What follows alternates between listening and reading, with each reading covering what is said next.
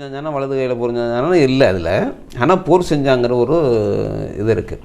இப்போ நீங்கள் சொல்கிறத பார்த்தாக்க இடது கையில் தான் பண்ணியிருக்கணும். இப்படியும் பண்ணியிருக்கலாம். ஒன்று அவன் வந்து இடது கையிலேயே பயிற்சி செஞ்சவனாக இருக்கலாம், அல்லது இந்த வலது கை கட்டவரில் இழந்ததுக்கு பிறகு இடது கையில் பயிற்சி பண்ணி இந்த முயற்சி பண்ணி வந்திருக்கலாம். அதற்கு வாய்ப்பு உண்டு இல்லைங்களா? உண்டு. ஆமாம். வலது கையில் பயிற்சி பண்ணணும், இடது கையில் பயிற்சி பண்ணுறதுக்கு எவ்வளோ நாள் ஆகிடப்போகுது?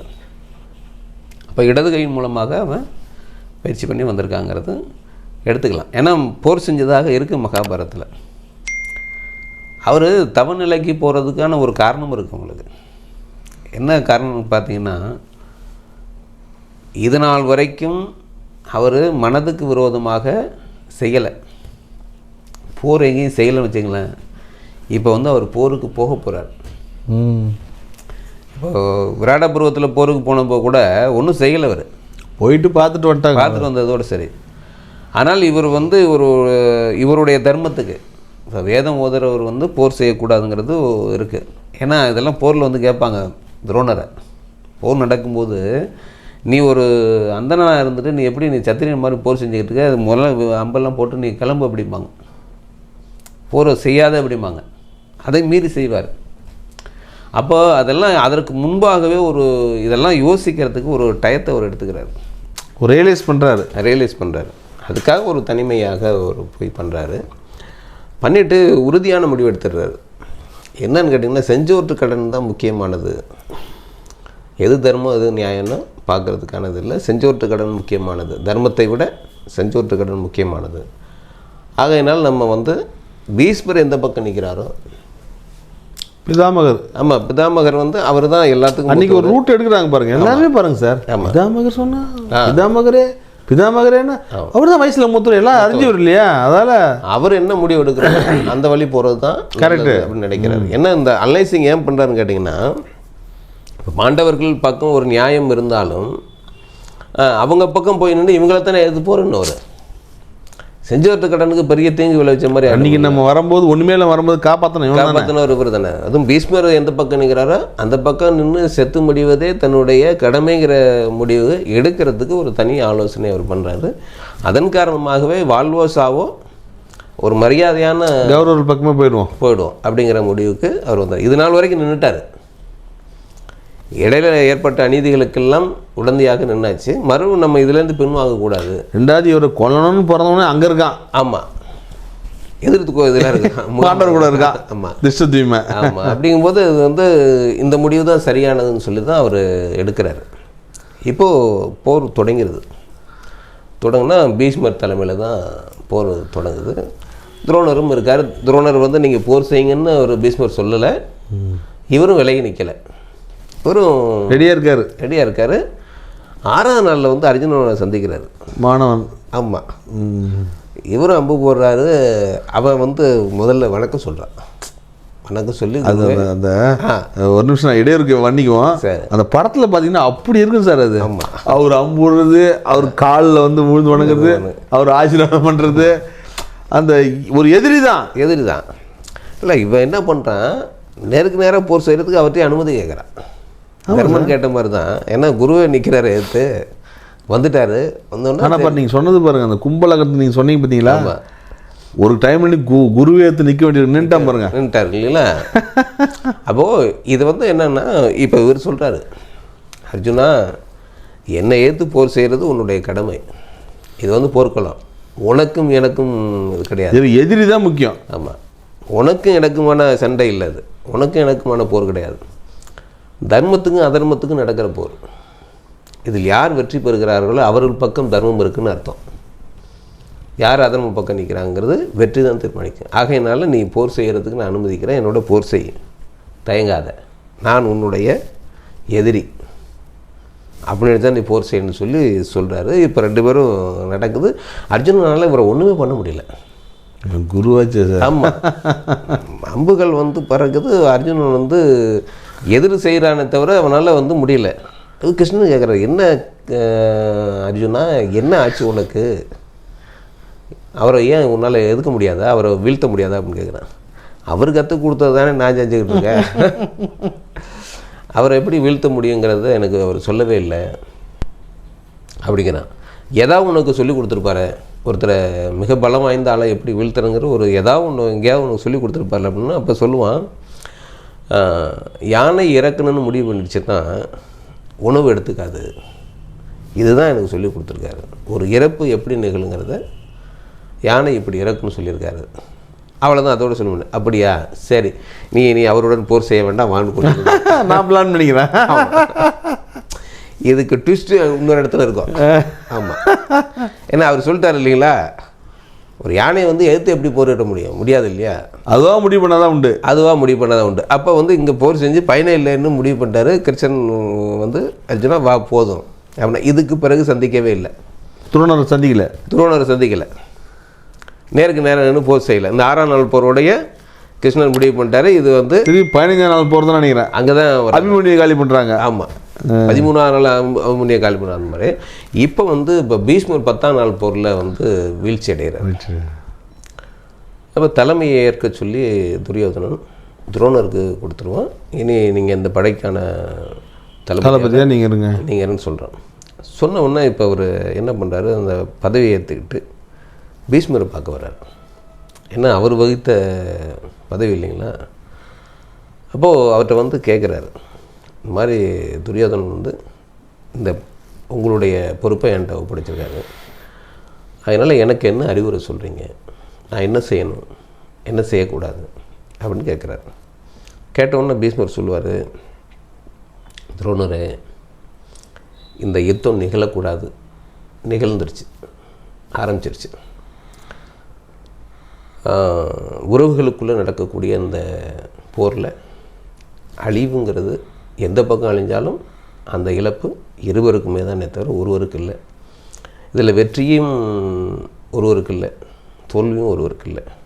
இந்த நிலையில் தான் நான் போர் செஞ்சு இதற்கு மேல் வேண்டாம் அப்படிங்கிற மாதிரி தான் நான் வீழ்ந்திருக்கிறேன். அதே நிலை தான் உங்களுக்கும். நீங்கள் எல்லாத்துக்கும் குரு, இந்த பக்கமும் சரி அந்த பக்கமும் இருக்கிறவங்களுக்கும் குரு. என்ன செய்தால் இந்த போரை நிறுத்த முடியும்னு உங்களுக்கு தோணுதோ அதை செய்யுங்க, யோசிச்சு பண்ணுங்கள். ஆமாம், யோசிச்சு பண்ணுங்கள். இது 2 பக்கமும் இழப்புங்கிறது, இந்த பக்கம் இழந்தாலும் இழப்பு ஒன்று தான், அந்த பக்கம் இழந்தாலும் இழப்பு ஒன்று தான். உங்களுக்கும் அதே நிலை தான். என்னுடைய நிலை எதுவோ அதே தான் உங்களுடைய நிலை.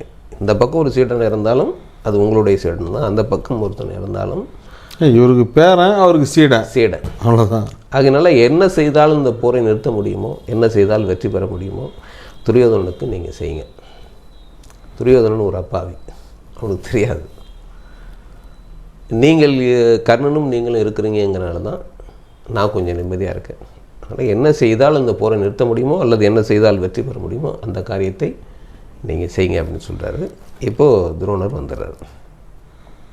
வந்து முதல் நாள் வந்து இப்போ இவர் சொன்ன அறிவுரையில் அவர் வந்து எந்த முடிவும் எடுக்காமல் அவர் பாட்டில் போர் செய்கிறார். அதாவது கடமைக்கு அன்றைய போர் நடக்குது, 11ஆம் நாள் போர். ஏன்னா முதல் நாள் இங்கே பீஷ்மர் இறந்துருக்காரு, புதுசாக ஒரு படைத்தளபதி ஆயிருக்காரு. அதனால் வந்து இந்த ஒரு அசம்பிளின்னு சொல்லுவோம் இல்லைங்களா, யார் யார் என்னென்ன செய்யணும் அப்படிங்கிறதெல்லாம் இந்த ஒரு நாள் வந்து எந்த விதமான பாதிப்பு இல்லாமல் போகுது. இப்போது 11ஆம் நாள் போர் ஆரம்பித்து வழக்கம் போல் ஒரு செயல்படுறார். ஆனால் பாண்டவர்கள் பக்கமே ஒரு போகல, சின்ன சின்ன வீரர்களை இது பண்ணுறது அப்படின்னு. ஆனால் அங்கே பாண்டவர்கள் என்ன பண்ணுறாங்கன்னா, துரியோதனோட தம்பியர்களில் சில பேரை பீமன் வந்து கொன்றுறாரு. கொன்னா அவருக்கு துரியோதனோட இன்னும் கோவம் வருது. என்ன துரோணரை நீங்கள் பாட்டில் இப்படி இருக்கீங்கன்னு சொல்லி அவன் 11ஆம் நாள் வந்து முடியல வந்து சொல்கிறான், தம்பியர்லாம் கொண்டுட்டா நீங்கள் பாட்டில் இப்படி இருக்கீங்க.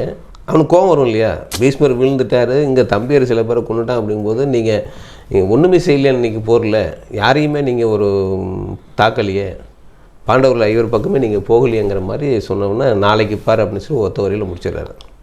நாளைக்கு பார்த்துக்கலான்னு சொல்லிட்டு நாளைக்கு போரில் பாரு அப்படின்ட்டார்.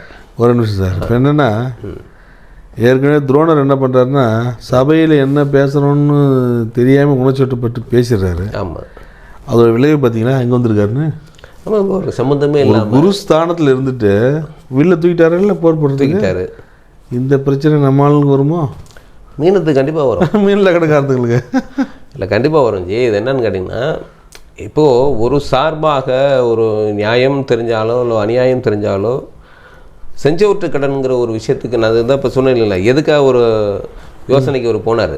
ஆமாம், ஏன் ஒரு இந்த இதை யோசிக்கிறது தான், எது சரி எது தவறுன்னு யோசிக்கிறது தான் போனது. அதனால் இப்போது ஒரு மிக அதிகமான காலங்களை இங்கே கழிச்சாச்சு.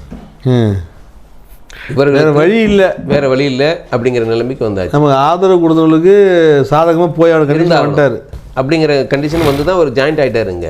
ஜாயிண்ட் ஆகிட்டு இப்போ என்ன நெருக்கடி ஆயிடுச்சுன்னு கேட்டிங்கன்னா, பொறுப்பு பூரா இவர் தலைவில் வந்து நின்றுச்சு. எதிர்பார்க்கல, பீஷ்மர் வீழ்வான்னு எதிர்பார்க்கல, யாரும் எதிர்பார்க்கல. என்ன நம்ம சும்மா போர் செய்கிறோம் அப்படிங்கிற மாதிரி தான் அவர் நினைச்சார். ஆனால் தலைமை பொறுப்பத்துக்கு கைக்கு வந்தவொடனே இந்த தலைமை பொறுப்புக்கான விஷயங்களை அவர் செய்யலை. இதுதான் இங்கே இவங்கள்ட்ட இருக்கிறதும். மீன லக்னத்தில் பிறந்தவங்களுக்கும் இந்த மாதிரியாக ஒரு செஞ்சோட்டு கடனுக்காகவோ இல்லை நன்றிக்காகவோ ஏதோ ஒரு காரணத்தினால ஒருத்தர் பக்கம் அவங்க நின்றும்போது அவர்கள் இவர்களை பலிகடா ஆக்கக்கூடிய சூழ்நிலை நிச்சயமாக வரும். பலிகடா தானே இது. ஆமாம், நீங்கள் இதை விட்டு விலகி யாரோ வாழ்றதுக்கு யாரோல இங்கே காலி ஆகிறான். ஆமாம். அப்போ இந்த நிலை மீன லக்னத்தில் பிறந்தவங்களுக்கு இருக்கும். இதைத்தான் இவங்க வந்து தீர்மானிக்கணும். உணர்ச்சி வசப்பட்டு பேசுவதோ அல்லது தேவையில்லாத பொறுப்புகளை ஒருதலை பட்சமாக முடிவெடுக்கிறதோ அது ஒருத்தர் சப்போர்ட் பண்ணும்போது தமக்கு வேண்டப்பட்டவன்னு ரொம்ப ஓவராக சப்போர்ட் பண்ணக்கூடாது. சப்போர்ட் பண்ண அதுதானே மாற்றாரு. நீங்கள் ஒருத்தருக்கு ஜாமீன் போடுறதோ, ஜாமீன் போட்டால் அவருக்கு பதிலாக பணம் கட்டுற மாதிரி உங்களுக்கு சுச்சுவேஷன் வந்துடும். ஏன்னா எதிர்பாராமலே தெரியாமலே மாட்டிக்கொள்ளக்கூடிய சுச்சுவேஷனுக்கு இவங்க போயிடுவாங்க. அதை ஸ்டாண்டர்ட் பண்ணுறதுக்காக தன்னுடைய இழப்புகளை ஒன்று பொருளையோ பணத்தையோ அல்லது தன்னுடைய கௌரவத்தையோ இழக்கக்கூடிய நிலைக்கு இவர்கள் ஆகிடுவாங்க. உயிர் போகிறதுங்கிறது கடைசி பட்சம். இழப்புகளை சந்திக்கக்கூடிய நபர்களாக இவங்க இந்த மீன லக்னத்தில் இருக்கிறவங்க கண்டிப்பாக ஆவாங்க. ஆகையினால அவங்க கொஞ்சம் இந்த விஷயத்தில் எச்சரிக்கையாக இருக்கணும், கொஞ்சம் கவனம் எடுத்துக்கணும். அவசரப்பட்டு ஒரு உறுதி கொடுக்குறதோ வாக்கு கொடுக்குறதோ இருக்கக்கூடாது. கொஞ்சம் நீங்கள் ஒரு நியாயம் தர்மத்தை அதுதான் யோசிக்க முடியாத நிலை தான் வந்துடுது. மகாபாரத்தில் வந்து அவ்வளோ பெரிய ஒரு பொசிஷன் அவருக்கு கொடுத்துட்டாங்க. குரு அப்படிங்கிற ஒரு பொசிஷனை கொடுத்துட்டு போருக்கும் அவர் அழைக்கணும், வேறு வழியில் அவர் வந்து தான் ஆகணுங்கிற ஒரு கட்டாயம் வந்துடுச்சு. வந்துட்டார். வந்ததை வந்து சரி பண்ணி ஆகணும். அப்படிங்கும்போது தான் இப்போது அவர் என்ன பண்ணுறாரு, இப்போ அடுத்த நாள் போருக்கு வந்து அவர் தயாராகிறார். துரியோதனன் திருநவனே அவர் சொல்கிறது நியாயம் தானே, நான் வந்து யாரையுமே இன்றைக்கி இது பண்ணலையே, பாண்டவ பக்கமே போலையே நம்ம. ஆமாம் அப்படின்னு சொன்னோம்னா என்ன பண்ணுறாரு, 12ஆவது நாளில் நான் இன்றைக்கி தர்மனை நான் சிறைப்பிடிப்பேன், தர்மனை சிறைப்பிடித்தா சரியாயிடும் அப்படிங்கிற மாதிரி அவர் சொல்கிறாரு. இப்போ 12ஆவது நாள் போர் நடக்குது. 12ஆவது நாள் போரில் வந்து தர்மனை வந்து காப்பாற்றுறான் பீமன். பீமன் குறுக்க வர்றான். இவரால் பீமனை மீறி தர்மனை வந்து சிறைப்பிடிக்கிறதுக்கான வழியே ஏற்படலைன்னொன்னே இதில் திருஷ்டத்யும்னு வர்றான் இடையில. அவன் இவரை கொல்றதுனே பிறந்தவன். அவனை அவாய்ட் பண்ணுறாரு இவர். ஆமாம், திருஷ்டத்யும்னு அவருக்கு தெரியும் இல்லைங்களா. அதனால் திருஷ்டத்யும்னு அவாய்ட் பண்ணுறாரு, தர்மனை நெருக்கிறாரு, பீமன் குறுக்க வர்றான். மாற்றி இந்த பீமனும் திருஷ்டத்யும்னு இவரை வந்து என்ன பண்ணுறாங்க, அவரை டைவர்ட் பண்ணுறாங்க. 12ஆவது நாள் போரில் இங்கே வந்து ஏகப்பட்ட பேரை வந்து பீமன் சகோதரர்களை, இந்த துரியோதனனோட சகோதரர்களை நிறைய பேரை கொண்டுட்டான் பீமன். ஆமாம், பொண்ணு. இப்போ 13ஆம் நாள் வந்து இன்னும் உக்கரத்துக்கு போகிறாரு துரோணர். துரியோதனன் இன்னும் உக்கரத்துக்கு போயிட்டாரு துரியோதனன். என்னதான் நடக்குதுங்க அப்படிங்கிற மாதிரியாக இத்தனை பேரை அவங்க கொண்டுட்டாங்க. நாளைய போரில் நீங்கள் அவசியம் நீங்கள் வந்து நீங்கள் தர்மனை சிறை வச்சுங்கிறதுக்கு பேர் வில்லா இல்லை மூங்கிலான்னு கூட கேட்டுறதா கேள்விப்படுறேன். ஆமாம், எவ்வளோ அது ஒரு வார்த்தைகள் வருது, அது திரைப்படத்தில் வருது. நீங்கள் யூஸ் பண்ணுறதுக்கு பேர் வில்லா இல்லை மூங்கிலான்னு கேட்டுறாரு.